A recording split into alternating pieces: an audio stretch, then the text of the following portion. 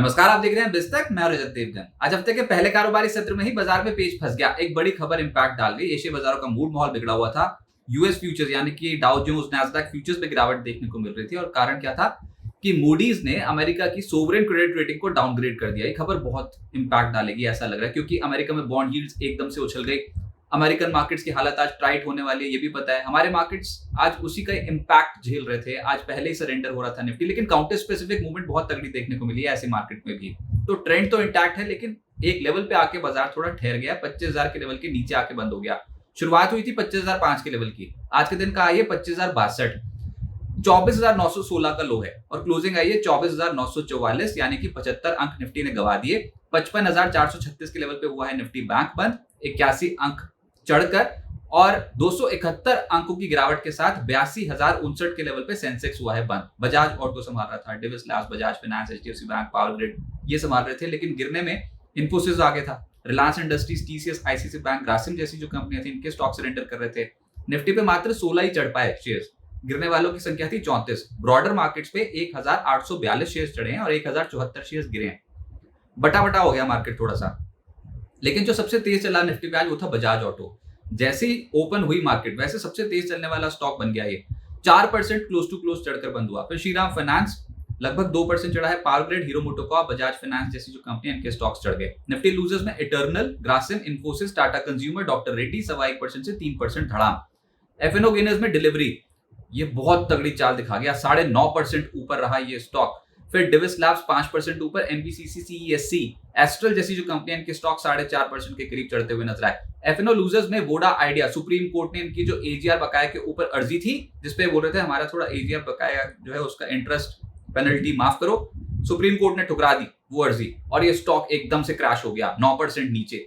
GMR airport 4% नीचे। PV fintech, eternal और LIC housing जैसी जो कंपनियां इनके स्टॉक 3% से 3.5% नीचे आ गए। मिड कैप गेनर्स में आज ग्रेफाइट इलेक्ट्रोड से जुड़ी जो कंपनियां हैं, ग्रेफाइट इंडिया और एचईजी, ये स्टॉक्स बहुत तेज थे। ग्रेफाइट आज लगभग 17.5% चढ़ा है, एचईजी 8% चढ़ा है। फिर एपीएल लिमिटेड, केपीआई ग्रीन 10% से 12.5% ऊपर। GR infra, Avantel, Maharashtra scooter 9% से 10% चढ़ गए। आइनॉक्स ग्रीन, केआरबीएल 8% से 9% ऊपर थे।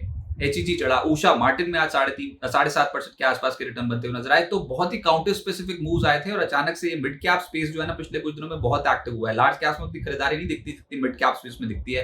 तगड़े रिटर्न्स मिल रहे हैं अभी। मिड कैप लूजर्स में आज के दिन का एक्सीडेंट है प्रोटीन ईगर्व, 20% क्रैश हो गया। ये स्टॉक लोअर सर्किट पे लग गया। खबर ये कि पैन 2.0 सर्विसेज का जो टेंडर सरकार ने जारी किया है उसकी रेस में ये है ही नहीं, इसका नाम नहीं है। और इसका मेजर रेवेन्यू कॉन्ट्रीब्यूशन जो है वो पैन सर्विसेज से ही आता है, 50% के आसपास का। मौजूदा सर्विसेज में कोई असर नहीं आएगा, लेकिन ये भविष्य को बाजार डिस्काउंट करता है और उसमें पैन 2.0 यानी कि नया अपग्रेडेड सिस्टम, उसमें अगर इस कंपनी का नाम ना हो तो फिर तो आज क्रैश होना बनता था। 20% टूट गया। भारत बिजली 10% ज्यादा नीचे चला गया। Gujarat Ambuja export, credit access Grameen, Paras defence, अपार इंडस्ट्रीज 5% से 7% नीचे। सेक्टर्स आज थे पीएसयू बैंक और रियल एस्टेट, यहाँ पर तेजी आई। पीएसयू बैंक में जितना छोटा बैंक उतनी बड़ी छलांग। Central bank, bank of Maharashtra, PSB, IOB, UCO bank, bank of India 3% से 5% ऊपर। रियल एस्टेट में Raymond, Oberoi realty, Phoenix limited, DLF, Godrej property 2% से 5% ऊपर। ऑटोज में कुछ चढ़े कुछ गिरे, लेकिन जो चढ़ने वाले थे उसमें था बजाज ऑटो 4% ऊपर, निफ्टी का टॉप गेनर बना। Tube investment, Ashok Leyland, hero MotoCorp और मदरसन जैसी जो कंपनियां इनके स्टॉक चढ़ गए। फार्मा में भी आज कुछ खरीदारी दिखाई दी, जिसमें डिविस लैब 4.5% ऊपर रहा। Ipca labs, Alkem, max health, granules जैसे जो स्टॉक्स हैं इनमें तेजी आई। जो गिरावट झेल रहे थे वो थे आईटी, क्योंकि ये मूडीज की खबर आई थी कि अमेरिका को उन्होंने सोवरेन क्रेडिट रेटिंग को डाउनग्रेड कर दिया, तो उसके बाद आईटी पे तो आज नेगेटिव इंपैक्ट पड़ता है, क्योंकि मैक्सिमम एक्सपोजर तो आईटी कंपनियों का ही है ना यूएस में। तो आज एम्फेसिस, इन्फोसिस, कोफोर्ज, टीसीएस, टेक महिंद्रा 1.25% से 2.5% नीचे चले गए। सरकारी कंपनियां जिसमें तेज हुए हैं उसमें आरवीएनएल 5.5% ऊपर, एनबीसीसी 4.5% ऊपर, कॉनकॉर, आईआरएफसी, गेल ये स्टॉक्स चढ़े हैं। लेकिन कुछ प्रॉफिट बुकिंग भी हुई है हायर लेवल्स पे, जिसमें कोची शिपयार्ड पिछले कुछ दिनों से बहुत तेज गति से ऊपर चला गया था। आज प्रॉफिट बुकिंग हुई 2.5% नीचे आया। फिर बीएचईएल 2.25% नीचे। एचएएल में प्रॉफिट बुकिंग हुई 2% नीचे आया। एचपीसीएल, बीपीसीएल ये भी आज लाल निशान की क्लोजिंग दिखा गए। अब आगे क्या होगा? देखिए, पिछले हफ्ते की बहुत तगड़ी खरीदारी के बाद अब बाजार हायर लेवल पे आके अटका है फिर से, और ये 1000 पॉइंट से ज्यादा का स्ट्रेच था जो एक हफ्ते में आपको मिल गया। तो अब यहाँ पर आके थोड़ा सा एक स्पीड ब्रेकर बाजार पे आया, और वो खबर ही बाजार को बहुत डोमिनेट कर रही थी कि मूडीज ने अमेरिका की रेटिंग को डाउनग्रेड किया है। अमेरिका की जो सोवरेन क्रेडिट रेटिंग है उसको डाउनग्रेड किया। पहले उसकी जो रेटिंग थी वो AAA थी, उसको घटाकर AA1 कर दिया। और कारण बताया गया कि आर्थिक ग्रोथ में धीमापन देखने को मिल रहा है। हमको पता है, ये तो पहले से ही पता है। ये क्रेडिट रेटिंग जो एजेंसीज है ये बाद में बताती हैं। और साथ ही साथ जो बढ़ते कर्ज की भी एक चिंता जता दी, जिसमें 36 लाख करोड़ US डॉलर्स का कर्ज है अमेरिका के ऊपर। ये सारी बातें हमें पता है।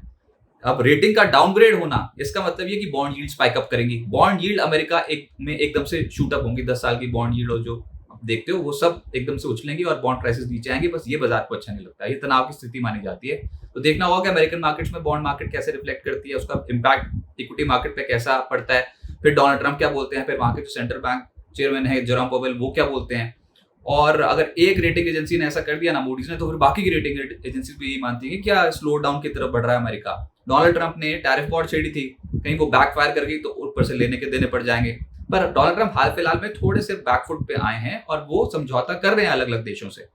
लेकिन ये रेटिंग एजेंसीज बोल रहे हैं कि ग्रोथ में धीमापन देखने को मिल रहा है और आपके ऊपर कर्ज बहुत ज्यादा है।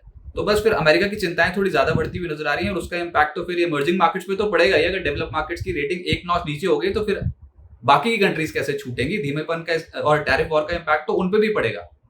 तो बाजार ये चीज जानना चाहता है कि क्रेडिट रेटिंग का आउटलुक अलग अलग कंट्रीज के ऊपर क्या है। इसलिए बाजार आज इंडियन मार्केट्स में थोड़ी प्रॉफिट बुकिंग ज्यादा देखने को मिल रही थी। इंडेक्स स्पेसिफिक लार्ज कैप में कोई बहुत अच्छी खरीदारी हुई नहीं और अमेरिकन फ्यूचर्स में भी आज लाल निशान में ही कामकाज हुआ, तो वहां के मार्केट भी आज सरेंडर करेंगे थोड़ा सा। फिलहाल 25,100 के जोन पे ही रेजिस्टेंस बनता हुआ नजर आ रहा है और 25,000 के लेवल पे तो कॉल राइटर्स फिर से बहुत भरकर बैठ गए ना, एकदम से करोड़ों में है कॉल राइटर्स एकदम से दिखाई देते हैं। बहुत ज्यादा कॉल राइटिंग हो रखी है, लगभग 1.16 करोड़ शेयर्स के आसपास राइट हो रखे हैं हायर लेवल पे 25,000 की स्ट्राइक पे। तो कॉल राइटिंग है, मौजूदा स्तर पे कॉशियस रहेंगे। विक्स में भी इजाफा देखने को मिला है, लगभग 5% आज के सत्र में इंडिया विक्स ऊपर रहा है। तो थोड़ा ठहरेगा, थोड़ा सहमेगा बाजार, यहाँ पर ऐसा लग रहा है। बहुत तगड़े रिटर्न मिले थे। अभी 24,700 24,800 का इमीडिएट सपोर्ट है शॉर्ट टर्म ट्रेडर्स के लिए। देखते हैं ये लेवल होल्ड कर पाते हैं कि इसी लेवल को जब एकदम से टाप के निकले थे ना, तो एक ब्रेकआउट की स्थिति बनती हुई नजर आई थी। अब यही लेवल सपोर्ट की तरह एक्ट करेंगे और आज भी कहां गए आप 24,900 के लेवल के नीचे। अब देखते हैं कल की सुबह की शुरुआत कैसे होती है।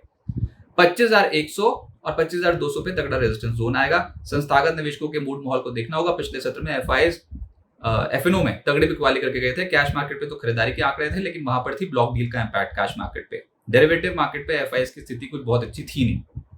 देखना होगा कि अब क्या करते हैं इन स्तरों पर। इंडेक्स के बजाय इंडिविजुअल शेयर्स पे ही दाव लगेगा। लोअर लेवल्स पे जाएंगे, खरीदारी होगी, कूद कूद के ना खरीदें। जब डिप में मौका मिले तो सपोर्ट जोन्स के आसपास खरीदें। यही इस समय बाजार की बिल्कुल सही रणनीति है, क्योंकि बहुत स्ट्रॉन्ग स्ट्रेच के बाद अगर थोड़ी सी गिरावट आ जाती है तो वो अच्छा ही है। डिप्स में ऐड करने का मौका मिलेगा तो बहुत बढ़िया। फिलहाल ट्रेंड पॉजिटिव है। इस पॉजिटिव ट्रेंड में फिर से एक स्पीड ब्रेकर आया है तो उसको यूज करना चाहिए एज एन अपॉर्चुनिटी और गिरावट में खरीदारी के बारे में सोचें और सिस्टमैटिक अगर इन्वेस्टमेंट करते हैं तो उसको जारी रखिए। फिलहाल हम इम्पैक्ट देख रहे हैं जो क्रेडिट रेटिंग्स का मूड माहौल जो ये बदल रहे हैं अलग अलग कंट्रीज के ऊपर। जैसे कि अब अमेरिका की एक नॉच कम कर दी credit rating, sovereign credit rating, तो फिर बाकी की कंट्रीज पे ये क्या करते हैं, वो इम्पैक्ट डालेगी स्टॉक मार्केट पे। अब फिलहाल छोटा सा पॉज और उसके बाद फिर से एक रैली पकड़ेंगे, लेकिन इस फेज को फिर से पार करने की तैयारी करनी पड़ेगी।